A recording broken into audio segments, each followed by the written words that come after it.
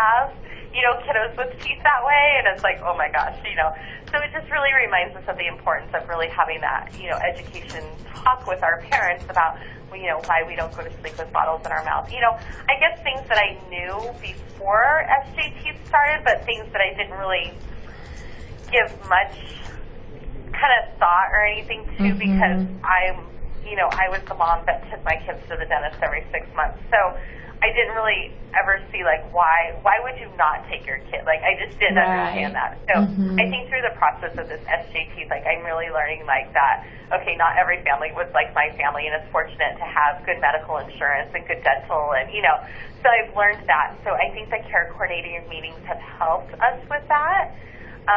We've had some good agencies come in. I know HealthNet came in this last time and talk to us about transportation. So if we have families that have trouble with transportation, here's what we can do. And so I think it's really beneficial to have that information in our back pocket so that when those things do come up, you can easily say, oh, okay, I know who to contact, I know who to call, or, oh, here's the information that I learned. So, That's great. Yeah, definitely. In your opinion, how effectively have all of these organizations been working together? So this could include areas like sharing information or sharing data or the frequency of communication, meetings or referrals, anything like that. Right, definitely. I think we've all worked really well together. I know we've got several referrals, we've sent several out, and we've been able to follow up on those in our care coordinating meetings just to see, make sure they were able to get a hold of the family and how are things going.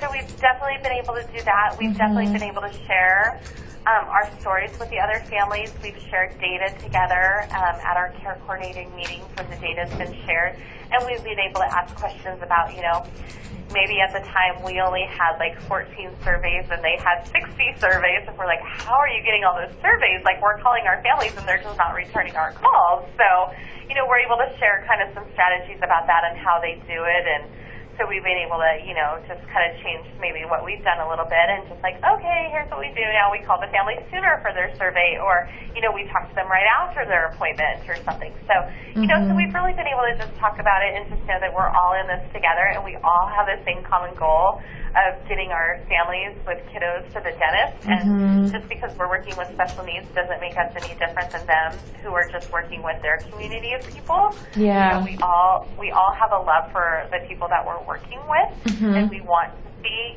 better healthcare change and, better dental needs. And we don't want kids to have, giant holes in their teeth, and we don't want kids missing school because they're in pain and they can't tell their mom. And, so I think we all have the same common goals. So I think it's really nice that, we are working together so closely, and we're given that opportunity to do that in our monthly meeting and just, kind of sit around the table and get to know each other too, and just kind of see, what our agencies do, because we may have a family that calls us and, maybe they don't even have a kiddo with special needs, but maybe they're part of the Asian community, and I can refer them over to APSAR and say, there's this great community resource. Why don't you give them a call? Like, they have something that they can offer to that family that I can't, where I think before this program, I would have known about them, and I would not have been able to refer them over to them, and they may be losing out on some resources that they could provide.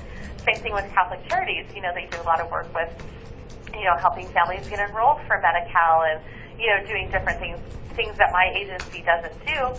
And before this program, like, I didn't really know what they did, so I wouldn't have been able to refer them to that. So I think through this, we kind of know what each other does. And so we definitely are more knowledgeable when we get those, kind of the random phone calls on this, where parents are just going down the phone book like, who do I call, So definitely. That's great. So would you say that your interaction with other SJT partners has changed since you started working together? So, like, the relationship building aspect?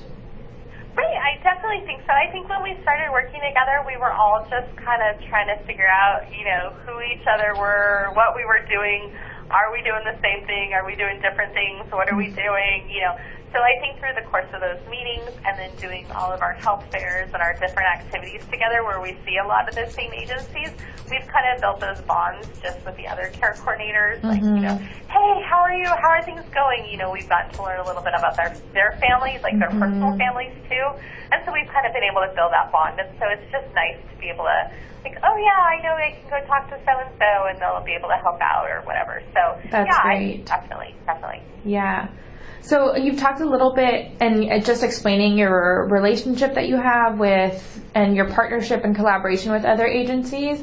I've heard a little bit about some positive things that have happened with engaging with other partners. Like you mentioned that you're more knowledgeable about the rules that other agencies have, and so your referral process is a little more streamlined now. But I wonder if there are any other benefits that you can think of that you've experienced in engaging with other SJT partners.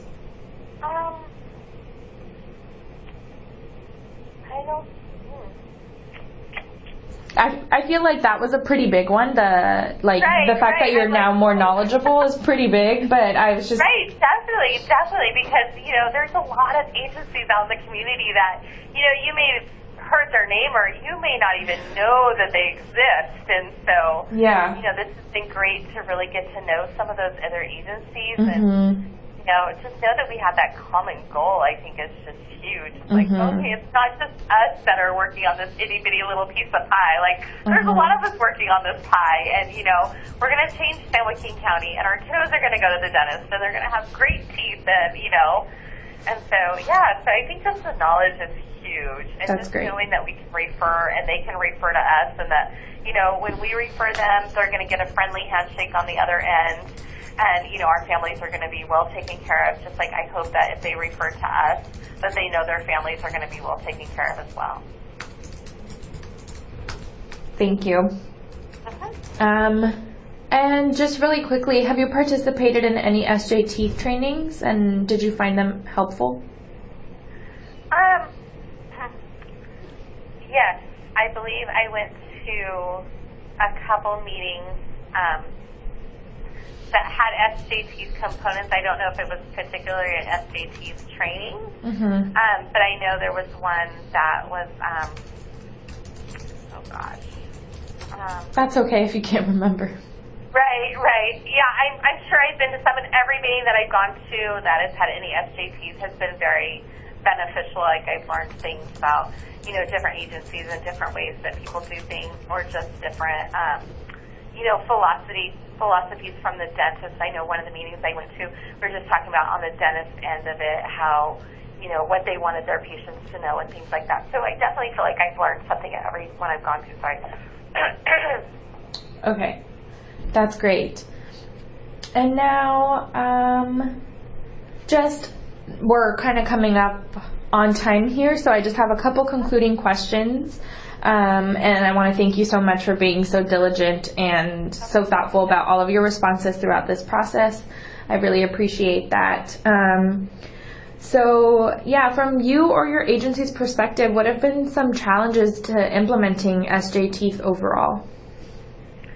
I think some of the challenges sometimes are just, contacting the family. I feel like sometimes we make several phone calls and we're just leaving message after message after message, or, we've made a phone call and now the number has changed. And so just trying to track down other phone numbers. That's kind of just been a little frustrating at times. And then again, just making that appointment and having the family, so excited to go, and they're really excited, and then you call them the next day and they're like, oh, we didn't go, Yeah. So then you're just kind of like, oh, okay, now it feels like we're starting over at square one. Like, we had this great conversation. I just talked to you last week. You were so excited. I found a dentist that could see you in like a week. I made that appointment, and now you're busy and you didn't go, or this or that, So that's sometimes just, I think, a little frustrating for us as care coordinators here, that it's like, oh, we've done this work and we feel like we've made this, like, big, impact in this family, and then it's like, oh yeah, and it's like, okay, we're starting over again, but we just kind of pick ourselves up and we're like, we're doing this, like, let's make another appointment, and then, we've have times that, we just have to tell the family, we're going to go ahead and exit you from SJT now, please let us know when you're ready, because we can only do that so many times to our dentist, and so, to me, I feel like that's a barrier, because I feel bad doing it, but the family also has to be ready to be part of the program and, use our time wisely as care coordinators as well.